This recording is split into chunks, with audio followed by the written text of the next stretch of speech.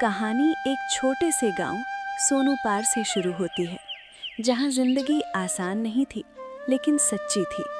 यहाँ लोग अमीर नहीं थे पर मेहनती जरूर थे। गांव के चौराहे पर एक छोटा सा ठेला लगता था, लेकिन उससे उठने वाली खुशबू पूरे गांव के माहौल को भर देती थी। उस ठेले का नाम था चंदन चिकन करी वाला। चंदन बहुत मेहनती और शांत स्वभाव का था। चंदन के हाथों में ऐसा जादू था कि जो उसकी चिकन करी एक बार खा लेता था वो उसे भूल नहीं पाता था। एक दिन रोज की तरह चंदन चिकन लेने बाजार जाता है। बाजार पहुंचते ही चंदन देखता है कि वहां बहुत भीड़ है। चारों तरफ शोर और हलचल है। इसी भीड़ के बीच चंदन धीरे धीरे आगे बढ़ता हुआ चिकन की दुकान पर पहुंचता है और फिर दुकानदार से चिकन खरीदता है। भाई 10 किलो ताज़ा चिकन दे दो, थोड़ा जल्दी करना क्योंकि दुकान लगाने का समय होने वाला है। चंदन भाई, आज से चिकन का दाम थोड़ा बढ़ गया। कितना बढ़ा दिया है भाई? ज्यादा नहीं भाई, बस 240 रुपए किलो। इतना ज्यादा चलो दे दो, कर भी कह सकते हैं। बाजार से घर जाते समय चंदन के मन में बार बार यही सवाल आ रहा था कि अगर चिकन महंगा हो गया है तो उसे अपने प्लेट का दाम भी बढ़ाना होगा।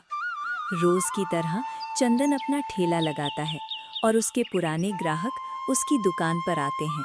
एक प्लेट गर्मा गर्म चिकन करी भी ना। भाई आज से चिकन करी का दाम बढ़ गया है, 180 रुपए प्लेट। क्या इतना महंगा? इतने में तो हम मटन खा लेंगे। धीरे धीरे ग्राहक जाने लगते हैं। जिस ठेले पर भीड़ हुआ करती थी अब वहां सन्नाटा था। इस बात को लेकर चंदन बहुत चिंतित था। चंदन चिंता में कहता है, अगर ऐसा ही चलता रहा तो सब खत्म हो जाएगा। कभी कभी मेहनत कम नहीं होती है लेकिन किस्मत साथ छोड़ देती है। तभी उसके ठेले पर एक अजनबी आदमी आया। उसने साधारण धोती कुर्ता पहना हुआ था। उसके चेहरे पर एक मुस्कान थी। तभी वो अजनबी आदमी बोलता है, भैया एक प्लेट मटन करी दे दो, बहुत भूख लगी है। मटन नहीं है भाई, चिकन करी है। अच्छा चलो वही दे दो। चंदन उसे चिकन करी देता है।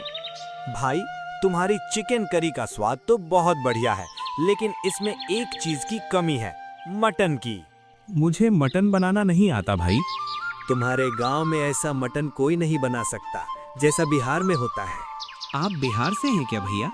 हाँ भाई, अगर चाहो तो मैं तुम्हें बिहारी मटन बनाना सिखा सकता हूँ, लेकिन अभी जाना होगा, फिर मिलते हैं भाई।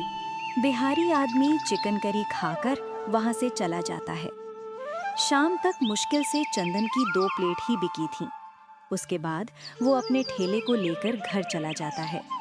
घर पहुंचते ही चंदन की पत्नी बोलती है, सेठ फिर आए थे, वो अपने पैसे मांग रहे थे।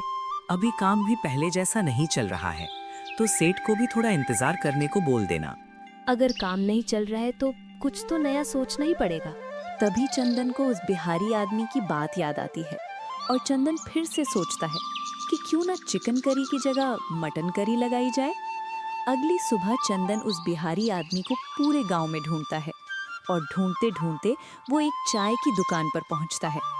चंदन वहां बैठे बूढ़े आदमी से पूछता है, बाबा, आपने किसी बिहारी आदमी को देखा है जो धोती कुर्ता पहनता है? नहीं चंदन बेटा। कभी कभी उम्मीद मिलती है लेकिन उसे पकड़ने के लिए दौड़ना पड़ता है। ढूंढते ढूंढते चंदन को वो आदमी एक मटन की दुकान पर बैठा हुआ मिलता है और चंदन वहां पहुंचकर उस बिहारी आदमी से कहता है, बिहारी भाई, मुझे मटन करी बनाना सीखना है। तभी बिहारी आदमी चंदन को जवाब देता है, उसमें कोई बड़ा राज नहीं है, जैसे चिकन करी बनाते हो वैसे ही बनाओ। खड़े मसाले जाती डालना, तेज पत्ता, लौंग, इलायची और मटन सरसों के तेल में ही पकाना, और अगर दिल से बनाओगे तो स्वाद अपने आप आ जाएगा। धन्यवाद बिहारी भैया। अगले दिन चंदन ठेले पर एक नया बोर्ड लगाता है, चंदन बिहारी मटन वाला। जैसे ही सरसों के तेल में मटन भुनना शुरू करता है, गांव में मसालों की खुशबू फैल जाती है। लोग उसके ठेले की तरफ खिंचे हुए चले आते हैं। तभी वहां उसके पुराने ग्राहक भी आते हैं और कहते हैं, आज कुछ अलग खुशबू है, कुछ नया बना है क्या भाई? हाँ, आज बिहार का स्पेशल मटन करी बनाया है। 2 प्लेट लगा दो। चंदन ग्राहक को मटन करी देता है और ग्राहक मटन करी को खाते ही कहता है, भाई ये तो कमाल है, ऐसा मटन करी कहीं नहीं खाया।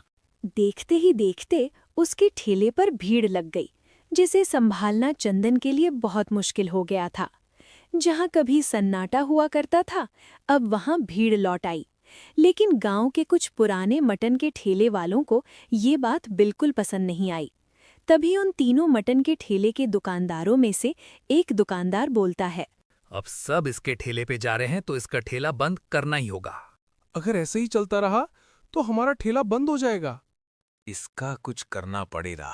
तीनों दुकानदार मिलकर एक साजिश करते हैं। अगले दिन उन तीनों में से दो दुकानदार चंदन को अपनी बातों में उलझाते हैं और तीसरा ठेले वाला चुपके से उसके मटन के भगोने में मरी हुई छिपकली डाल देता है। इसी समय गांव के मुखिया वहां आ जाते हैं और कहते हैं, अरे चंदन, तेरी मटन करी की चर्चा तो बहुत सुनी है। आज खाकर देख ही लेता हूँ कि लोग सच ही कहते हैं या फिर अफवाह ही है। चंदन मुखिया को मटन करी देता है। अरे ये क्या, छिपकली? चंदन, तू गांव वालों को ऐसी गंदी मटन करी खिला रहा है? आज से तू गांव में ठेला नहीं लगाएगा। मुखिया जी, मुझे नहीं पता ये कैसे हुआ। मुखिया ने चंदन को गांव में मटन करी का ठेला लगाने से मना कर दिया था, लेकिन चंदन को पता था कि ये किसी की साजिश है। अगले दिन वो उन तीनों ठेले वालों में से एक ठेले वाले के पास गया और कहा, अगर तुम गांव वालों के सामने सच बताओगे तो मैं तुम्हें बिहार का स्पेशल मटन करी बनाना सिखाऊंगा। ठीक है, मैं गांव वालों के सामने सच बता दूंगा। चंदन मुखिया और गांव वालों को चौराहे पर बुलाता है और ठेले वाले को भी बुलाता है। मुखिया जी, चंदन बेगुनाह है। हमने ही इसके मटन करी में छिपकली डाली थी। तुम तीनों ने एक निर्दोष को फंसाया है। आज से तुम तीनों गांव में ठेला नहीं लगाओगे। आज से चंदन, तू ही गांव का अकेला मटन करी वाला होगा। ये सुनकर चंदन मन ही मन बहुत खुश होता है और अगले ही दिन चंदन का ठेला फिर से चौराहे पर लगता है और पहले से भी ज्यादा भीड़ होती है। लोग दूर दूर से उसकी मटन करी खाने आने लगे। मेहनत और ईमानदारी की वजह से चंदन अब पूरे सोनूपार गांव में मशहूर हो चुका था। वो कहते हैं ना कि अगर काम मेहनत और ईमानदारी से किया जाए तो उसका फल एक न एक दिन जरूर मिलता है।